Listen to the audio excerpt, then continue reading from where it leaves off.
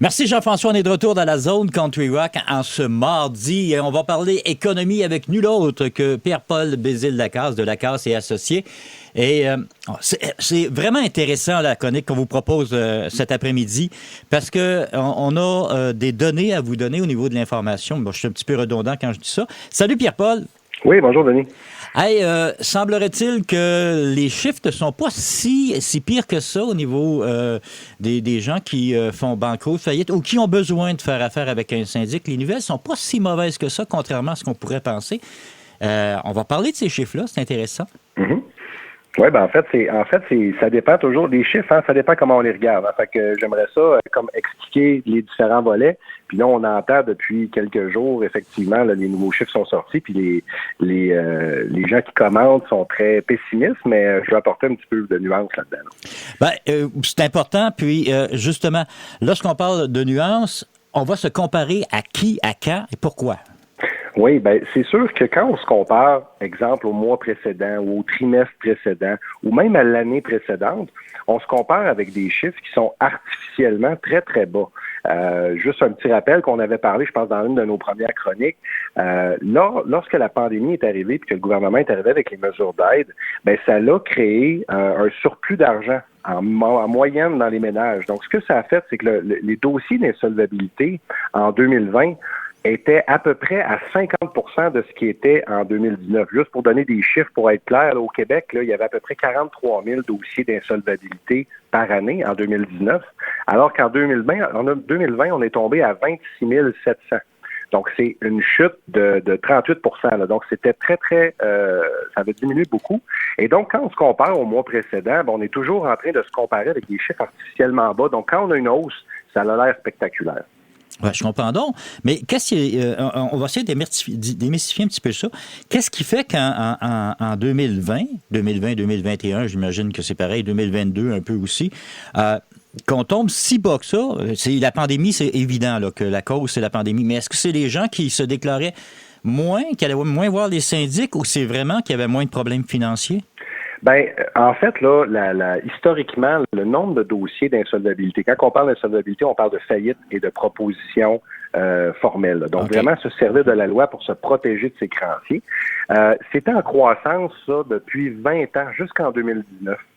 Okay. Quand on est arrivé en 2019, la pandémie est arrivée et c'est vraiment la structure que le gouvernement a pris au niveau de la pandémie, c'est-à-dire de donner de l'argent aux entreprises pour les supporter, de donner de l'argent aux gens pour les supporter par toutes sortes de mécanismes, qui a fait, et aussi tous les congés de paiement. Hein. Il y a eu se remettre en arrière un petit peu, les congés de paiement d'hypothèque, il y a eu des congés de paiement des voitures, il y a eu différents congés de paiement. Tout ça a libéré de l'espace budget des gens à court terme, ce qui a fait que les gens en ont profité pour baisser leurs dettes.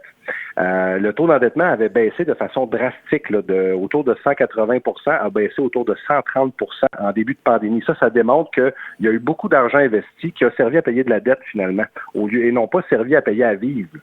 Donc, ce que ça a occasionné, c'est que, d'une part, ça a occasionné de l'inflation, parce qu'il y a eu beaucoup plus d'argent sur les marchés, oui. Mais en plus, ça a occasionné une baisse du nombre de dossiers d'insolvabilité, parce que les gens qui étaient en difficulté financière, qui voyaient à un rythme de plus en plus grand, les syndics, parce qu'ils avaient besoin d'aide, se sont retrouvés du jour au lendemain à ne plus avoir besoin d'aide autant parce que leur paiement ils étaient capables de les faire. Donc, c'est vraiment ce début de pandémie-là qui a créé un mouvement que d'un coup a fait baisser le nombre de dossiers d'insolvabilité. Et on assiste depuis 2019 à une légère hausse constante de façon très, très modeste, progressive. Et là, il y a eu une hausse importante dans le dernier trimestre et dans la dernière année du nombre de dossiers d'insolvabilité d'entreprise. Et c'est ça là, qui fait jaser beaucoup depuis quelques jours. OK. Je vais revenir sur ce qu'on vient de parler au niveau de la pandémie. Si le gouvernement n'aurait pas fait ces placements d'argent-là vers les entreprises, on aurait pu avoir des faillites monumentales durant la pandémie. C'est ce que ça revient à dire, là.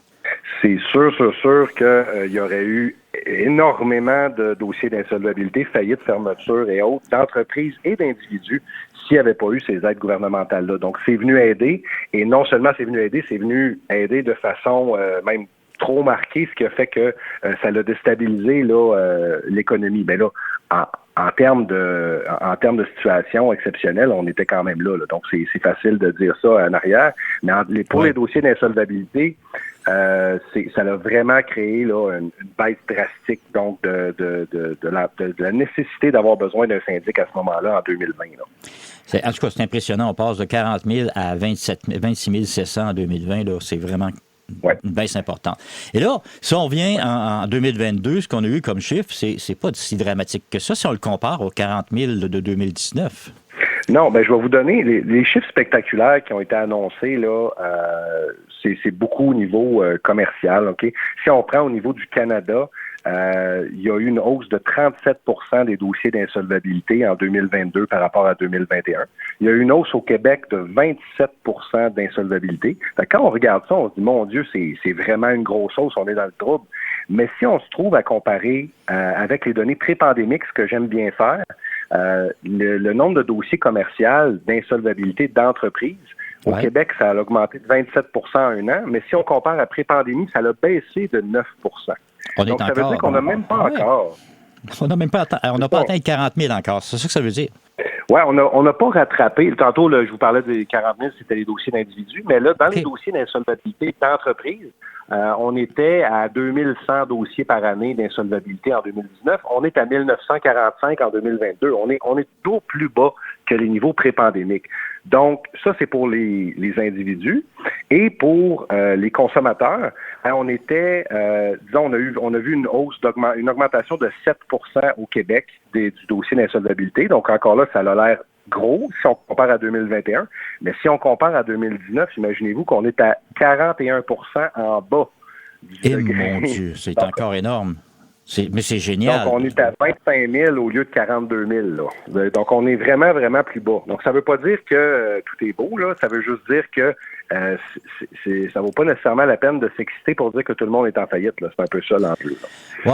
On a tendance, même au niveau des taux d'intérêt, on a tendance à se comparer à ce qui se passait durant la pandémie où les taux d'intérêt étaient extrêmement bas, il faut être réaliste. Là. Si on se ramène en 2019, au moment où les taux d'intérêt étaient à un certain niveau, puis on les compare à aujourd'hui, on n'est peut-être pas si loin que ça de ces taux d'intérêt-là. Puis l'inflation, par exemple. Ça, par contre, c'est un incontournable, ça nous a fait mal. Ça veut dire que le comparatif est intéressant, par exemple. Là. Si on enlève la partie pandémie, la courbe a diminué. C'est ça que ça veut dire? Comme on a dit tantôt, jusqu'en 2019, ça faisait 20 ans que ça montait. Fait que si on coupe la pandémie puis qu'on regarde juste 2022 puis qu'on la met tout de suite après 2019, on a une baisse importante des dossiers d'insolvabilité des individus. Et c'est pareil en Abitibi. Là, on a parlé du Québec, du Canada, mais en Abitibi, c'est même plus frappant. Au niveau des particuliers, en 2022, si on compare à 2021, on a même une baisse du nombre de dossiers d'insolvabilité de 5 %. Donc, il n'y a pas plus de faillites en 2022 qu'avant en 2021. Et si on se compare au niveau pré-pandémique, on est 30 % en dessous du niveau de pré-pandémie. Donc, on est encore très, très bas, même en Abitibi. Puis au niveau commercial, en Abitibi, c'est encore pire. Ça se passe vraiment mieux au niveau commercial. En termes de dossiers déposés, on est à 47 % en bas du niveau pré-pandémique pour les dossiers d'entreprise.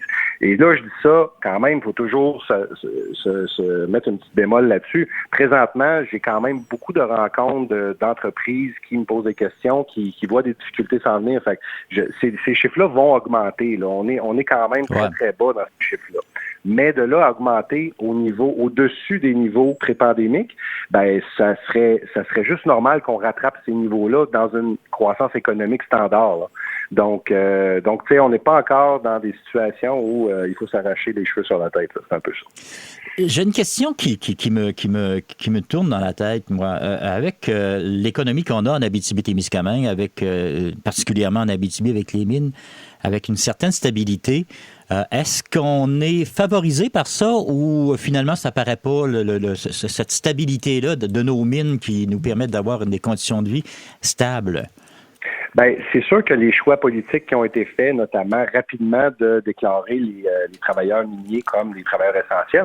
Si on revient en arrière, on se rappelle que rapidement, ça a été déclaré comme ça pour la production des métaux.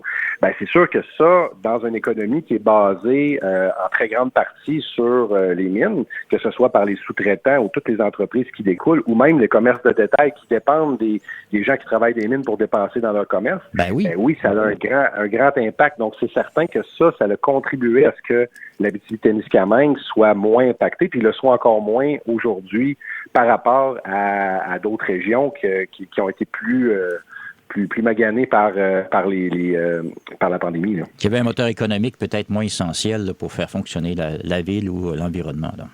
Ben oui, puis il y a l'autre aspect que c'est quand même des gros revenus. Donc, c'est sûr que tout ce qui est des achats non essentiels, si les gens avec des gros revenus ont maintenu leurs gros revenus, ben il n'y a rien qui porte à croire qu'ils ont changé leur style de dépense. Donc, ils continuent d'aller au restaurant, de magasiner dans des commerces. Ils continuent leur vie comme si rien n'était, en espérant qu'ils vont évidemment pas trop en ligne pour les commerces de la région, ce qui est toujours un enjeu, évidemment, là, avec toutes les facilités en ligne pour les commerces régionaux. Mais c'est vraiment, il y a des entreprises qui l'ont eu très difficile, puis il y a des entreprises qui s'en sont très bien tirées pour toutes sortes de facteurs qui sont durs à décortiquer. Mais on voit vraiment là, les deux côtés là, présentement. Mais vous avez raison que le fait d'avoir des gens qui ont maintenu leur emploi à des très hauts revenus, ça a certainement eu un impact pour diminuer le nombre de dossiers d'insolvabilité, que ce soit commercial ou d'individus en Abitibi. En tout cas, ça, pour moi, je pense que c'est une nouvelle intéressante. Et là, ce qu'on apprend, c'est finalement, au niveau des recouvrements, ces choses-là, ça se présente bien. On est dans la normale, même un petit peu en dessous encore. Donc, c'est une bonne nouvelle, ça. Oui, on est encore, je dirais même nettement en dessous. C'est sûr qu'on continue de regarder ça. Là. C'est sûr que si l'inflation continue de baisser, puis le taux directeur continue de baisser, ben il n'y a rien qui nous porte à croire que ça va exploser du jour au lendemain. Mais à date, les chiffres sont en dessous des niveaux pré-pandémiques, comme on a parlé, que ce soit au niveau entreprise, particulier, Abitibi, Québec, donc c'est tout en bas. Mais il y a eu une croissance au Québec des dossiers d'insolvabilité commerciale dans le dernier trimestre, dans la dernière année par rapport à 2021. Mais il faut toujours se rappeler qu'on compare à des chiffres qui étaient artificiellement très, très bas. Donc, c'est normal qu'il y ait une hausse. Oui. Et du côté économique, on en a parlé un tout petit peu tout à l'heure avant de rentrer en ondes, mais un des problèmes pour l'inflation qu'on vit, c'est les salaires qui sont de plus en plus hauts. Donc, on demande aux employeurs de nous payer de plus en plus cher pour rester là parce que la main-d'œuvre est rare. Et ça a un effet sur le produit que les employeurs font. Alors, on a une boucle aussi qui s'est installée là qui, elle, va avoir une influence sur ce facteur-là en 2023 sûrement. Ben c'est certain qu'on continue à avoir besoin de gens pour travailler. Donc, ça veut dire que les gens qui sont en place, qui ont un revenu, sont dans des bonnes situations pour négocier des salaires à la hausse. Donc, ce que ça fait, c'est que ça plus d'argent, ben plus de dépenses. Plus de dépenses, on continue de dépenser dans les commerces. Et tant qu'on continue de dépenser dans les commerces, ben l'inflation va monter parce que les prix vont augmenter. Les gens doivent payer leurs salariés plus haut, plus cher. Donc, ils n'ont pas le choix d'augmenter le montant, le prix des articles qu'ils vendent. C'est ça. Donc, c'est vraiment un cercle vicieux qui, à un moment donné, qui va devoir être cassé, évidemment. Là. Et comment qu'on casse ça? Ça, c'est la grosse question. Ça, il y a beaucoup de gens qui travaillent là-dessus. Est-ce que j'en doute pas? Et mon Dieu. Encore une fois, Pierre-Paul, ça a été extrêmement intéressant de jaser de ces chiffres-là. Puis encourageant également, là, on va arrêter de voir en avant de nous autres juste du noir. Le soleil est encore là, le tunnel en avant, la lumière, elle est présente, elle est bel et bien présente, là. Oui, absolument. Surtout en Abitibi, quand on voit que les chiffres ont encore baissé en 2022, on peut se dire que il y a pas lieu de s'inquiéter. Faut continuer évidemment comme toujours, comme on dit tout le temps, là, de suivre son budget, de faire ce qu'il faut faire pour avoir un budget équilibré, puis avoir des placements de côté pour se protéger en cas de situation de la vie comme séparation, perte d'emploi. Mais oui.